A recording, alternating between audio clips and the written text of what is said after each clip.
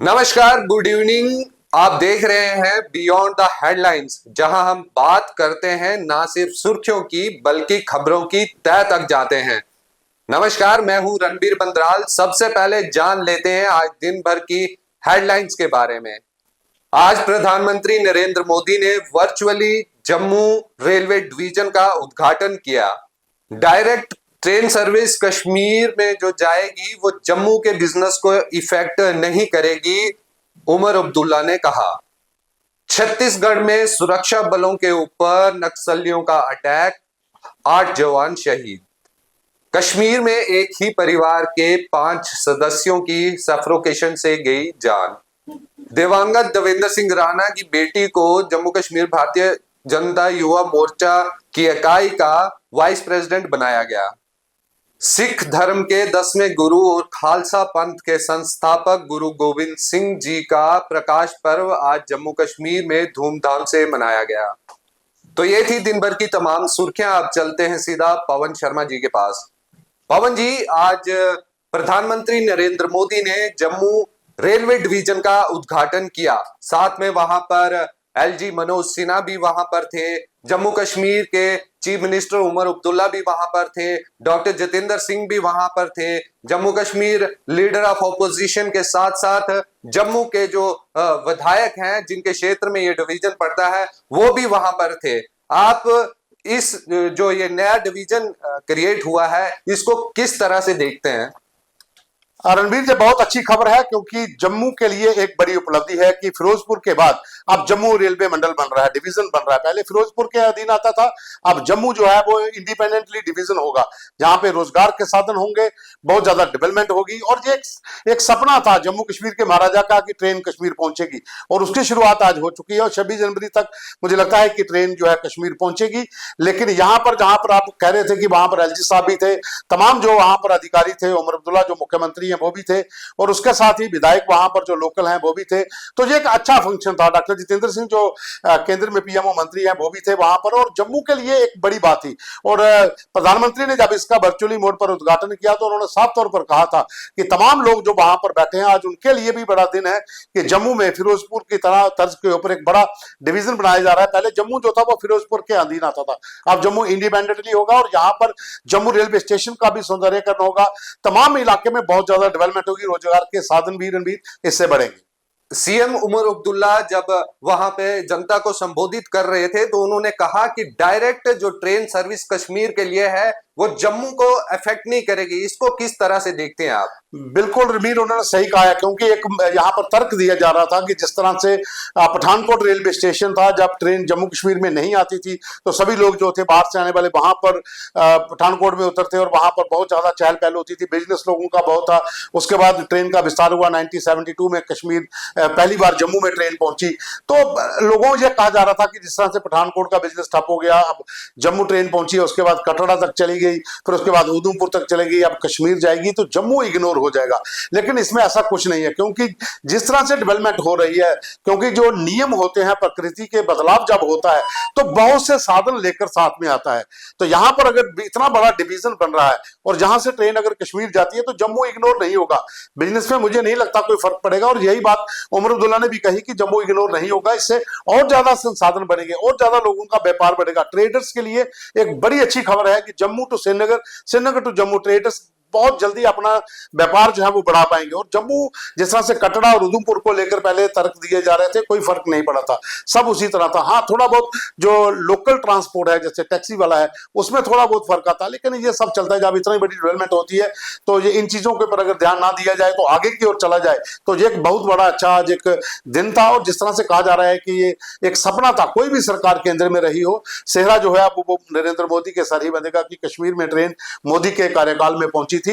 हालांकि ये प्रोजेक्ट जो है वो काफी पुराने होते हैं, लेकिन अब ये प्रोजेक्ट पूरा हो रहा है और एक सपना पूरा हो रहा है कि दिल्ली से सीधा कश्मीर ट्रेन जाएगी। एक और पूरे देश के लिए बड़ी दुखद खबर है कि छत्तीसगढ़ में हमारे 8 जवान जो हैं वो शहीद हो गए नक्सल अटैक में। रणवीर, देखिए, ये छत्तीसगढ़ का इलाका हो या फिर दंतेवाड़ा का इलाका हो, कोई भी इलाका जो नॉर्थ ईस्ट के अंदर रहता है वहां पर, या फिर जिन जिन इलाकों में नक्सलवाद है, जिसे रेड कोड पूरा कहा जाता है, ये पूरा रेड जोन है, यहाँ पर जो नक्सलवादी है वहां पर इस तरह के अटैक्स बहुत सारा पहले भी हुए। हालांकि नक्सलवादियों पर भी बहुत ज्यादा सफलता सिक्योरिटी फोर्सेस को मिली है। सीआरपीएफ की कोबरा फोर्स ने कई बड़े ऑपरेशन किए हैं, कई तमाम बड़े कमांडरों को मार गिराया है, लेकिन कई बार घात लगाकर हमला किया जाता है, उसमें जवान जो है उनके ट्रैप में आ जाते हैं। और ये दुखद घटना थी जिसमें 8 जवान शहीद हुए हैं। अगर हम बात करें तो 2-3 महीने पहले भी एक इसी तरह का बड़ा अटैक था जिसे विफल कर दिया गया था। उसके बाद एक मुठभेड़ चली थी जिसमें लगभग 20 के करीब नक्सली जो मारे गए थे, जिसमें 2 महिला कमांडर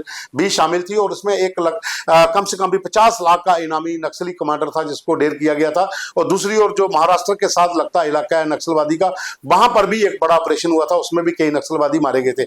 लेकिन सुरक्षा बलों के लिए कई बार आईडी लगाई जाती है, उसके ट्रैप में सिक्योरिटी जवान जो है फंस जाते हैं और वो हादसा ऐसा हो जाता है, नुकसान होता है। और ये खबर तो दुखद है, लेकिन नक्सलवाद के खिलाफ जो ऑपरेशन चल रहा है उस पर कोई फर्क नहीं आएगा, क्योंकि जो वहां पर जो इस पूरे इलाके के इंचार्ज हैं, जो सीआरपीएफ के कमांडेंट हैं, वहां पर जो आईजी रैंक के अधिकारी हैं, उन्होंने ये कहा है कि इन जवानों की शहादत व्यर्थ नहीं जाएगी, उनसे बदला लिया जाएगा। तो जाहिर सी बात है कि आने वाले दिनों में नक्सलियों के ऊपर एक बड़ा प्रहार होगा और जो जवान शहीद हुए हैं उसका बदला जरूर लिया जाएगा।